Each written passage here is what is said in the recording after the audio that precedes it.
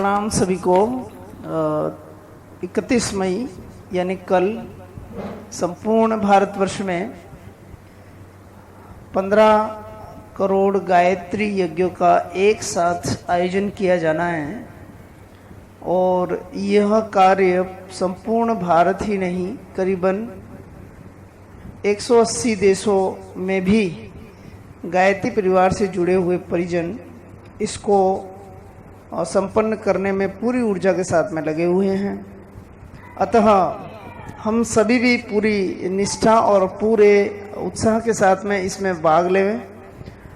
यज्ञ का स्वरूप कैसा होगा ये आपको बहुत सारे वीडियोस के माध्यम से, पोस्टर के माध्यम से आपको बताया गया है। फिर भी संक्षिप्त रूप से मैं आपको यहाँ पर थोड़ा बता देता हूँ। एक तो अपना सरल हवन विधि है जिसमें अपन संपूर्ण यज्ञ विधान जैसा अपना परम पूज्य गुरुदेव ने दैनिक यज्ञ हवन विधि बताई है उसके अनुसार भी कर सकते हैं। इसके अलावा यज्ञ के लिए दीपक का प्रयोग भी किया जा सकता है, यानी शाम के समय में जो यज्ञ करने के इच्छुक हैं या प्रातः काल भी कर सकते हैं। 5 दीपक लगाएं और गायत्री मंत्र का जाप करते हुए 24 बार गायत्री मंत्र बोलते हुए स्वाहा कहते हुए आप 24 आहुतियां दीपक के समकक्ष हाथ जोड़ करके समर्पित करें और उसके बाद में आरती भी आप कर सकते हैं। तो ये संक्षिप्त है। इसके अलावा कुछ लोग प्रातःकाल बलिवेश्व भी देते हैं, रोटी के साथ में गुड़ और चीनी मिला करके, घी मिला करके अपने अग्नि देवता को समर्पित करते हैं। तो वैसा भी कर सकते हैं आप। सुबह बलिवेश्व के लिए थोड़े से अंगारे वगैरह ले लीजिए या अपने गैस पर जो बलिवेश्व का पात्र है वो रख लीजिए और छोटे छोटे 24 टुकड़े कर लीजिए रोटी के और घी और गुड़ शक्कर से उसे भिगो दीजिए अच्छे से और 24 बार गायत्री महामंत्र बोलते हुए आप उसको समर्पित कर सकते हैं।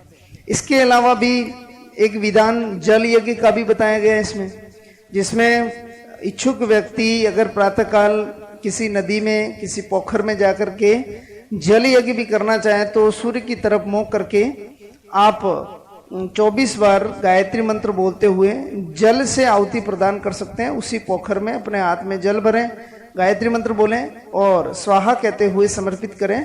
इस तरीके से आप जल यज्ञ भी कर सकते हैं।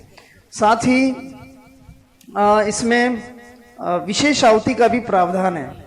तो कुछ विशेष आहुति आपके पोस्टर जो आपको भेजा है उसमें बता रखी हैं और अगर हमें नहीं भी आती है तो कोई बहुत बड़ा इश्यू नहीं है। आप गायत्री मंत्र से जो आहुति प्रदान कर रहे हैं वो पर्याप्त है और इसके बाद में आप पूर्णाहुति कर दें और महामृत्युंजय मंत्र अगर आपको आता है तो उसकी भी एक आहुति या 5 आहुति आप प्रदान कर सकते हैं। तो इस तरीके से यज्ञ के छोटे छोटे विधान हैं, इनका सारा लेकर के भी आप यज्ञ कर सकते हैं। कुछ लोग इस दिन दीप यज्ञ का भी प्रावधान कर रहे हैं, यानी शाम के समय घर में दीपक जला लेना और 7 से 8 बजे या 8 से 9 बजे के आसपास में दीपक की साक्षी में दीप यज्ञ करना। तो उसकी भी एक दीप यज्ञ की एक छोटी सी विधि है। अगर वो विधि नहीं भी आती है तो दीपक जला लें। सर्वप्रथम परम पूज्य गुरुदेव गायत्री माता का भावरा आह्वान कर लें। उसके बाद में आप दीपक के समकक्ष हाथ जोड़ते हुए 24 बार गायत्री मंत्र से आहुति प्रदान कर लें, महामृत्युंजय मंत्र से आहुति प्रदान कर लें।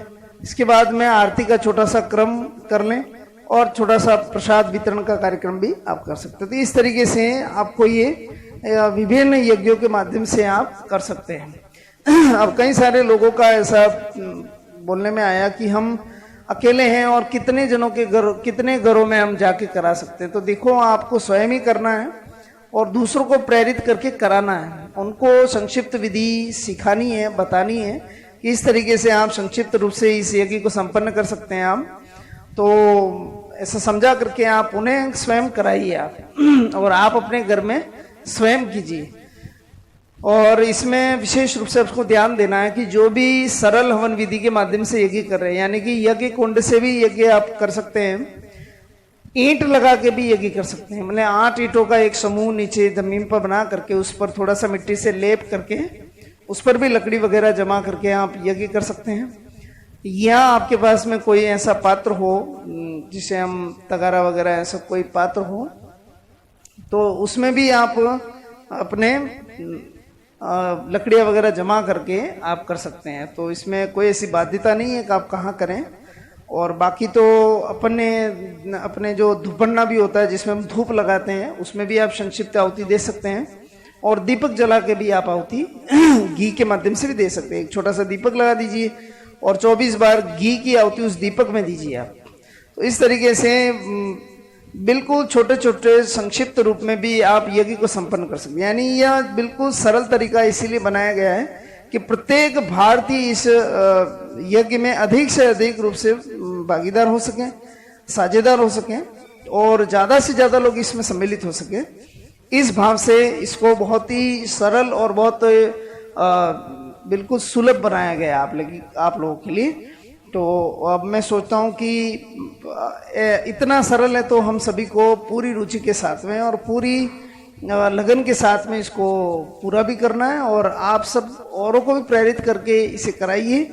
और जो लोग सुबह यज्ञ नहीं कर सकते वो शाम को दीप यज्ञ से भी यज्ञ को संपन्न करें और इसे पूरे भाव और पूरे ही दृढ़ता से करें। बस मन में एक श्रद्धा भाव बनाए रखें कि कोरोना जैसी ये महामारी, इस यज्ञ से जो दिव्य ऊर्जा प्रादुर्भूत होगी, उस ऊर्जा से इस कोरोना महामारी को भी चोट लगेगी, लोगों के आत्मविश्वास में भी बढ़ोतरी होगी और साथ ही एक आध्यात्मिक चेतना जो पूरे भारतवर्ष में इस दिन पैदा होगी और उत्पन्न होगी, वो चेतना बड़ा सूक्ष्म रूप से बहुत बड़ा काम करेगी। तो इस चेतना के प्रादुर्भाव के लिए भारत को सशक्त, समृद्ध और शक्तिशाली बनाने के लिए और कोरोना जैसी महामारी को इस देश से भगाने के लिए ऐसा भाव बनाते हुए हमें ये यज्ञ संपन्न करना है।